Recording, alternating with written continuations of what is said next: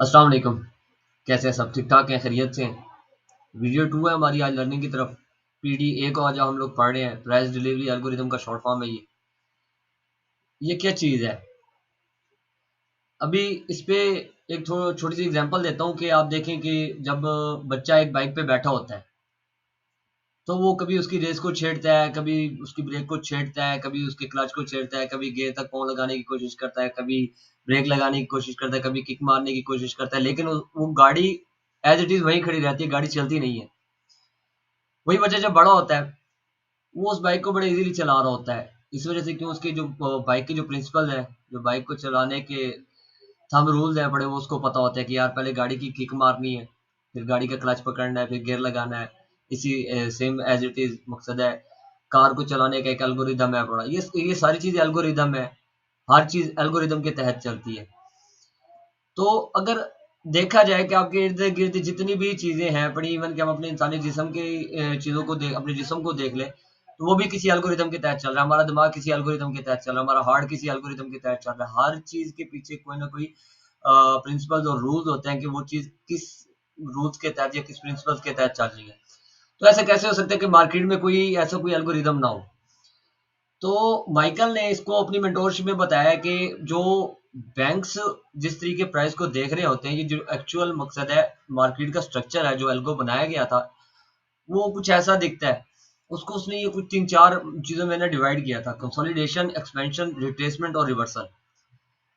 पिछली वीडियोस में मेरे ख्याल से वीडियो लंबी हो गई थी, मैं इसको कोशिश करूंगा शॉर्ट शॉर्ट करें। तो उम्मीद है कि जो एल्गोरिदम है उसको ना आज थोड़ा सा डिस्कस करते हैं। बाकी एल्गोरिदम की आगे भी बहुत बहुत ज्यादा वास्ट थ्योरी है, उसको हम आगे जाके मजीद साथ साथ डिस्कस करते रहेंगे। अभी पिछली वीडियो में जैसे हमने स्ट्रक्चर को थोड़ा बहुत टच किया, स्ट्रक्चर के बाद अब इसको प्राइस डिलीवरी एल्गोरिदम को पढ़ना थोड़ा जरूरी था, इसलिए आज की वीडियो इसके ऊपर मैंने बनाई। कंसोलिडेशन, एक्सपेंशन, रिट्रेसमेंट, रिवर्सल, ये क्या चीजें होती हैं? कंसोलिडेशन, जब प्राइस एक सर्टेन मूव के अंदर होता है, एक सर्टेन रेंज के अंदर होता है, सॉरी, कि ना वो उस रेंज को छोड़ता है, ना वो ऊपर जाने की कोशिश करता है, ना वो नीचे जाने की कोशिश करता है। उसमें इतनी स्ट्रेंथ नहीं होती, वो उस रेंज के अंदर रहता है। ठीक है, अभी जैसे मैंने ये डायग्राम बनाया, इस डायग्राम में देख ले कि प्राइस पॉइंट ए और पॉइंट बी के लेवल के दरमियान में ही खड़ा हुआ है और कोशिश कर रहा है कि यहाँ से बाहर निकले। ठीक हो गया? तो अगर प्राइस ऐसा कुछ सीन हमें दिखा रहा है, कैंडल किसी एक रेंज के अंदर खड़ी हुई है, तो उसका मतलब क्या होता है? उसका मतलब आईसीटी के नजदीक उसका मतलब ये होता है कि प्राइस में कोई बहुत ज्यादा या एक्सप्लोसिव मूव आने वाली है, कोई नया ट्रेंड शुरू होने वाला है। ठीक है, डिपेंड करता है कौन से टाइम फ्रेम का, कौन से टाइम फ्रेम को ना हम देख रहे हैं। रिवर्स ये जो कंसोलिडेशन है कौन से टाइम फ्रेम में देख रहे हैं। बड़े टाइम फ्रेम का होगा, अगर कंसोलिडेशन में चला गया, डेली का टाइम फ्रेम देखना, नया ट्रेंड शुरू होने वाला, कोई रिट्रेसमेंट या रिवर्सल आने वाली है। रिट्रेसमेंट रिवर्सल क्या चीजें होती है, उनको मजीद आगे जाके साथ डिस्कस करते हैं। ठीक है, कंसोलिडेशन वही आम, इसको बड़ा सिंपल रखा है मैंने, और बस इतना है कि कंसोलिडेशन के ऊपर डिस्कस करेंगे जब प्राइस एक सर्टेन मूव के अंदर, एक सर्टेन रेंज के अंदर होती है और प्राइस विलिंगनेस नहीं रखता ना ऊपर जाने की ना नीचे जाने की। उसके बाद हमारे पास जो दूसरा पॉइंट है वो है एक्सपेंशन का। एक्सपेंशन क्या चीज होती है? जब प्राइस कोई एक लेवल को बहुत जल्दी, बहुत क्विक तरीके से ना एक पॉइंट ए से पॉइंट बी की तरफ मकसद है जाए, या कोई ट्रेंड शुरू हो। ठीक है, इसको हम इम्पल्स वेव भी कह सकते हैं, जैसे रिटेल प्राइस एक्शन में इसको इम्पल्स वेव कहा जाता है। ठीक है, तो प्राइस जब किसी रेंज के बाद, ये जरूरी नहीं कि किसी रेंज के बाद हो, लेकिन बाद औकात इसके जो बेशतर फेजेस हैं वो रेंज से ही शुरू होते हैं ना। ठीक है, एक्सपेंशन मूव हमेशा पहले कंसोलिडेशन होती है, उसके बाद फिर एक्सपेंशन होती है। जरूरी नहीं है कि हमेशा कंसोलिडेशन देखने को मिले, ये हमें रिट्रेसमेंट या रिवर्सल के, रिट्रेसमेंट के देखने के बाद भी हमें दोबारा एक्सपेंशन मूवी देखने को मिलती है। ठीक है, जब प्राइस किसी एक लेवल से बहुत क्विकली निकले तो उसको हम एक्सपेंशन मूव कहते हैं। ठीक है, और इसमें अगर आप डायग्राम में थोड़ा सा गौर करें कि प्राइस कंसोलिडेशन में था, उसके बाद उसने एक्सपेंशन की, ब्रेक ऑफ स्ट्रक्चर किया बुलिश, उसके बाद प्राइस दोबारा नीचे, नीचे आने के बाद प्राइस दोबारा उसने एक और एक्सपेंशन मूव दी।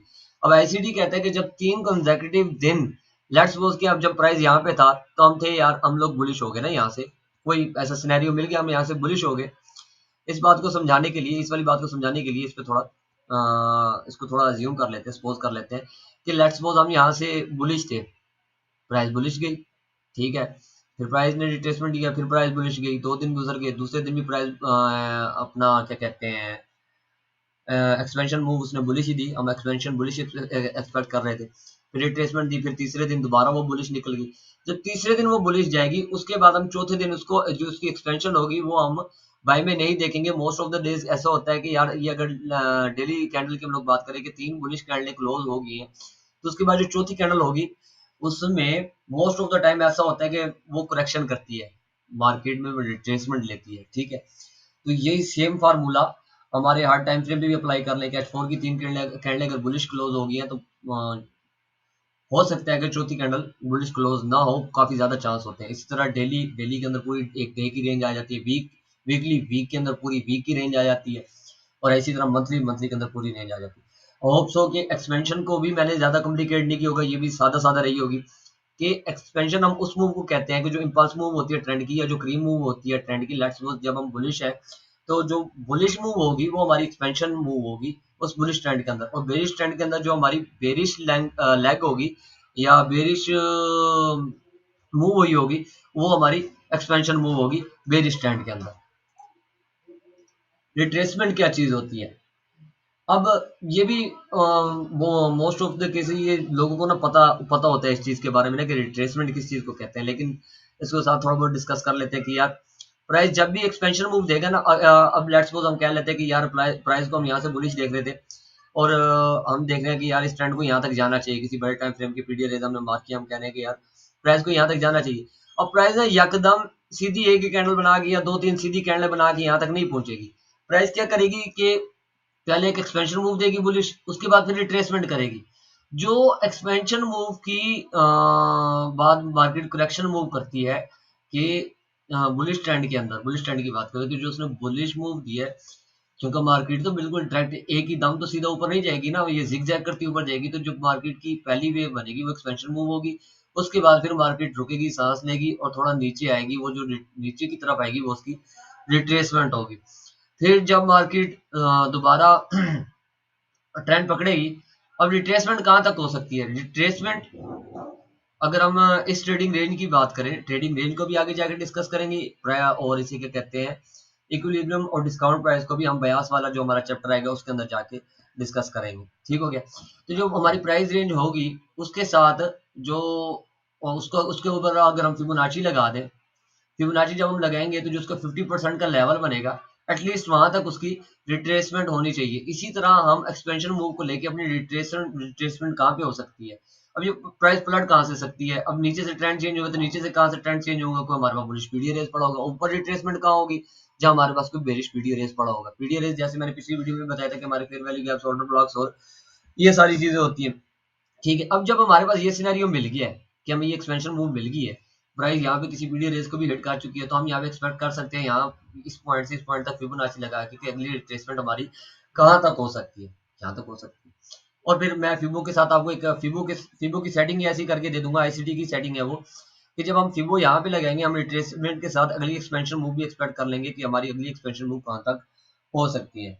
उम्मीद है रिट्रेसमेंट भी समझ आ गई होगी कि बुलिश ट्रेंड के अंदर जो मार्केट बुलिश ट्रेंड के अगेंस्ट जो छोटी छोटी मूव्स करती है, लेट्स सपोज कि 100% मूव हुई है इस लेग के अंदर, उसकी जो 50% मूव होगी वो उसके अगेंस्ट होगी, वो हमारी रिट्रेसमेंट मूव होगी। बुलिश ट्रेंड के अंदर रिट्रेसमेंट मूव हमारी बेरिश मूव होती है, और बेरिश ट्रेंड के अंदर हमारी रिट्रेसमेंट मूव बुलिश होती है। उम्मीद है इसको भी मैंने ज्यादा पेचीदा नहीं किया होगा। रिवर्सल, रिवर्सल को अगर हम लोग देखें तो ये एक्सपेंशन मूव जो होती है हमारे ट्रेंड की चल रही होती है, जो हमारे ट्रेंड की एक्सपेंशन मूव होती है, जैसे कि पिछली, जैसे इस पिक्चर में हमने देखा कि हमारी एक्सपेंशन मूव थी बुलिश, उसके बाद उसने रिट्रेसमेंट की, फिर हमारी एक्सपेंशन मूव थी बुलिश। तो रिवर्सल जो हमारे बुलिश ट्रेंड के अंदर जब आएगा तो जो हमारी पिछली एक्सपेंशन मूव चली होगी उसके अगेंस्ट और उससे बड़ी होगी, कि अगर हम बुलिश ट्रेंड देख रहे हैं, बुलिश ट्रेंड के अंदर हमारी एक्सपेंशन मूव भी बुलिश होगी, तो जब ये रिवर्सल आएगी मार्केट में तो मार्केट क्या करेगी कि जो पिछली हमारी बड़ी बुलिश वेव पड़ी होगी उसको ब्रेक कर देगी। तो वो हमारा रिवर्सल आ जाएगा मार्केट के अंदर। हम कहेंगे जी नहीं जी मार्केट के अंदर रिवर्सल आ गया। अभी बाजू का ऐसा नहीं होता कि वो पूरी एक्सपेंशन मूव को ही रिवर्स कर दे। मार्केट के अंदर क्या होता है कि वो ब्रेक ऑफ स्ट्रक्चर जैसे हम देख रहे होते हैं, ब्रेक ऑफ स्ट्रक्चर भी एक किस्म का रिवर्सल होता है। अब ये रिवर्सल आता है किस पॉइंट पे? रिवर्सल उस पॉइंट पे जाके आता है जहां पे हमारे कोई बेरिश या बुलिश पीडी रेस पड़े हो। बुलिश पीडी रेस के अंदर जो रिवर्सल मूव होगी वो हमारी बेरिश होगी, और बेरिश मूव के अंदर जो हमारी रिवर्सल मूव होगी वो बुलिश होगी। ये इसका डायग्राम है, ठीक है, कि मार्केट एक बुलिश ट्रेंड के अंदर आ रही थी, एक्सपेंशन रिट्रेसमेंट, एक्सपेंशन रिट्रेसमेंट, फिर एक्सपेंशन करती मार्केट निकल गई। अभी ये पीडीआरएस को मैंने यहाँ पे थोड़ा मार्क किया, मैंने कहा कि यार ये बिल्कुल पेचीदा ना हो जाए यहाँ पे।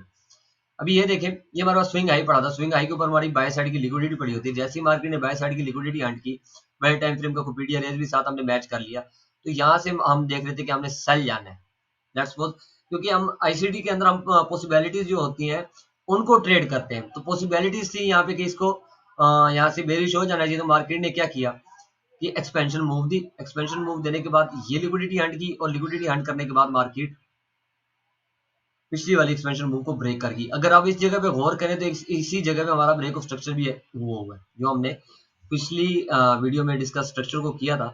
अभी आप ये देखें कि ये ब्रेक ऑफ स्ट्रक्चर भी हो गया। इसको अब हम देख सकते हैं कि रिवर्सल ट्रेंड का एंड भी होता है, ठीक हो गया, ट्रेंड का एंड ही होता है। और ये बुलिश सिनेरियो के अंदर जो होता है ये बेरिश मूव होती है, और वो बेरिश सिनेरियो के अंदर ये बुलिश मूव होती है। अभी ये जो हमने सारी चीजें डिस्कस की,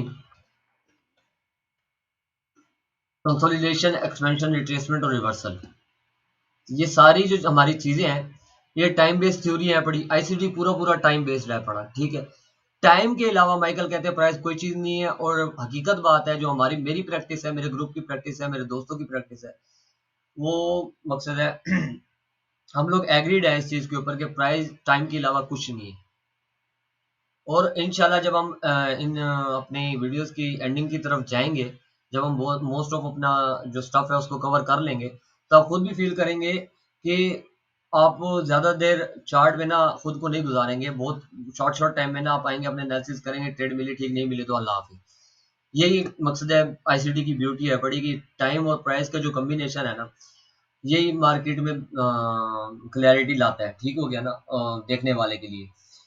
तो ये जितने भी हमने ये प्राइस डिलीवरी एल्गोरिदम को पढ़ा है, ये हमारी टाइम बेस्ड थ्योरी है। इसको जब हम आगे जाके अपनी इसे क्या कहते हैं किल जोन्स को पढ़ेंगे या डेली प्रोफाइल्स को पढ़ेंगे, उसमें इन चीज़ों को मजीद मैं डिस्कवर करके आप लोगों के सामने रख दूंगा। अभी बेसिकली प्राइस डिलीवरी एल्गोरिदम आपको समझ आ जाएगा कि ये प्राइस डिलीवरी एल्गोरिदम होता क्या है, ये काम कैसे करता है, इसका मकसद क्या होता है। और ये चारों चीज़ें ये जहन में रखिएगा एक बात, कि ये चारों चीज़ें कभी भी ये नहीं पूछना कि कौन से टाइम फ्रेम पे काम करेंगी, कौन और किस टाइम फ्रेम पे काम नहीं करेंगी, किसी इंडाइसिस पे काम करेंगी, किसी इंडेक्स पे काम करेंगी, कमोडिटी मार्केट में काम करेंगी। ये फार्मूला पूरी की पूरी जो फॉरेक्स मार्केट है बड़ी, इसके ऊपर अप्लाई होता है, ठीक हो गया। करेंसीज के साथ, कमोडिटीज के साथ, इंडेक्स के साथ, हर चीज के ऊपर, इवन के फ्यूचर मार्केट में भी सेम चीजें अप्लाई होती हैं। और ये टाइम बेस्ड है बड़ी। आप इसको किसी भी टाइम में देखेंगे, किसी भी टाइम फ्रेम में देखेंगे, प्राइस इन चारों फेजेस में से किसी ना किसी एक फेज में होगा, ठीक है। Consolidation most of the time तब होती है जब ट्रेंड शुरू हो रहा होता है। एक्सपेंशन, रिवर्सल और रिट्रेसमेंट, ये तीनों चीजें मोस्ट ऑफ द टाइम आपको मार्केट में देखने को मिलेंगी। और retracement most of the time कह रहा हूँ, रिवर्सल जो होती है हमारी, ये हमेशा ट्रेंड के एंड पे होती है, जब ट्रेंड खत्म होने वाला होता है। और ये सारी फिर एकदम मैं बता रहा हूँ कि ये टाइम बेस्ड है पड़ी, इनकी टाइम को आगे जाके हम लोग मजीद डिस्कस करेंगे। अभी लास्ट वीडियो को क्लोज करते हैं। वीडियो कोशिश किया कि छोटी छोटी बनाऊं, सादा सादा बनाऊं, ताकि दोस्तों को समझ भी आ जाए, और कल संडे का दिन है, इसको बैक टेस्ट भी कर लें। मेरे सामने यूरो यूएसडी का चार्ट है, ये 5 मिनट का चार्ट है। अभी मैं चाहता तो इसको मैं H1 H4 डेली किसी भी टाइम फ्रेम में कर सकता था, लेकिन मैंने इसको थोड़ा थ्रिलिंग बनाने के लिए मैंने कहा चलो यार इसको हम 5 पे करके दिखा देते। ये पूरे एक दिन की हमारी रेंज है, पूरे एक दिन की कैंडल है। इस सेपरेटर से मार्केट शुरू हो रही है, इस सेपरेटर में जाके मार्केट खत्म हो रही है, ठीक हो गया। अभी आप ये देख लो कि प्राइस इस जगह पे किसी एक टाइट रेंज के अंदर कंसोलिडेशन है। कंसोलिडेशन के बाद प्राइस ने क्या किया, एक एक्सपेंशन मूव दी। एक्सपेंशन मूव के बाद प्राइस ने क्या किया, रिट्रेसमेंट दी।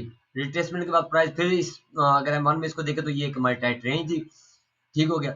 उसके बाद प्राइस ने दोबारा एक्सपेंशन मूव दी। एक्सपेंशन देने के बाद लेट्स सपोज कि यहाँ पे हमारे पास पीछे को पीडीआरएस पड़ा हुआ था, जहां से मार्केट बेरिश हो सकती थी। तो मार्केट ने क्या किया, ये हमारे पास स्विंग लो पड़ा हुआ है 3 बार पैटर्न, आपको याद होगा पिछली वीडियो में पड़ा है। मार्केट ने उसको ब्रेक किया, ब्रेक करने के बाद मार्केट दोबारा, ये आगे इसकी एंट्री टेक्निक है, ये दोबारा जाकर डिस्कस करेंगे, ठीक है। तो मार्केट ने क्या किया, वहां पे ब्रेक ऑफ स्ट्रक्चर किया, ब्रेक ऑफ स्ट्रक्चर के बाद मार्केट रिवर्सल की तरफ चली गई। इस पूरे ट्रेंड को मार्केट ने रिवर्स कर दिया, इस लो की, इस लो की, इस लो की लिक्विडिटी मार्केट ने आगे जाके हंट कर दी। तो उम्मीद है ये वीडियो ज़्यादा क्रूशल या ज़्यादा कॉम्प्लेक्स नहीं रही होगी आपके लिए। मैंने जितना कोशिश की इसको सादा सादा बयान करने की, मैं इतना ही कर सकता था। अगर मजीद इसके ऊपर कोई क्यूरी है तो इंशाल्लाह इस पर डिटेल में गपशप करेंगे। लास्ट वीडियो के ऊपर एक भाई ने कमेंट किया था कि उनको कुछ समझ नहीं है, मैंने उनसे कमेंट में भी रिक्वेस्ट की थी आप मुझे वो पॉइंट टाइम मार्क कर दे कि क्या चीज़ आपको समझ नहीं है। तो इस तरह के जो हमारे कंसेप्ट होंगे जो किसी को क्लियर नहीं होंगे, उसके लिए एक स्पेशल वीडियो बनाना तो मुश्किल है, लेकिन इंशाल्लाह उसको छोटी छोटी शॉर्ट्स के अंदर हम लोग डिस्कस करते रहेंगे। मैं कमेंट सारे पढ़ता होता हूँ, आप कमेंट्स कर दिया करें, और माशाल्लाह बहुत से लोगों ने अप्रिशिएट किया है, मैं आप तमाम दोस्तों का शुक्रिया अदा करता हूँ। एक दफा फिर एक छोटी सी हम इसको रिवाइज कर लेते हैं। प्राइस इन चार चीज़ों, प्राइस का जो एल्गोरिथम है अपना, जो मकसद है हमारी मार्केट का एल्गोरिथम है, वो इन चार चीज़ों पे बेस है। अपने इन चार चीज़ों के अलावा मार्केट में आपको कोई चीज़ नहीं नजर आएगी। प्राइस कभी कंसोलिडेशन फेज में होगी, कभी एक्सपेंशन फेज में होगी, कभी रिट्रेसमेंट में होगी, कभी रिवर्सल में होगी। कंसोलिडेशन प्राइस एक टाइट रेंज में होती है। एक्सपेंशन जो होती है बेरिश ट्रेंड की बेरिश एक्सपेंशन होती है, और बुलिश ट्रेंड की बुलिश एक्सपेंशन होती है। एक्सपेंशन उस मूव को कहते हैं जो उस ट्रेंड की डायरेक्शन में मूव होती है। रिट्रेसमेंट जो ट्रेंड के अगेंस्ट होती है और पिछली मूव को करेक्ट करने जाती है या उसके 50% को रिटेस्ट करने जाती है, वो रिट्रेसमेंट होती है। रिवर्सल किसी भी ट्रेंड को जो रिवर्सल जो मूव रिवर्स कर दे, वो हमारी रिवर्सल मूव होती है। हमेशा प्राइस टाइम के हिसाब से इन चारों फेजेस में रहता है। इंशाल्लाह अगली वीडियो कोशिश करेंगे कि जल्दी कवर करें, और वो हमें याद रखिएगा। अल्लाह हाफिज।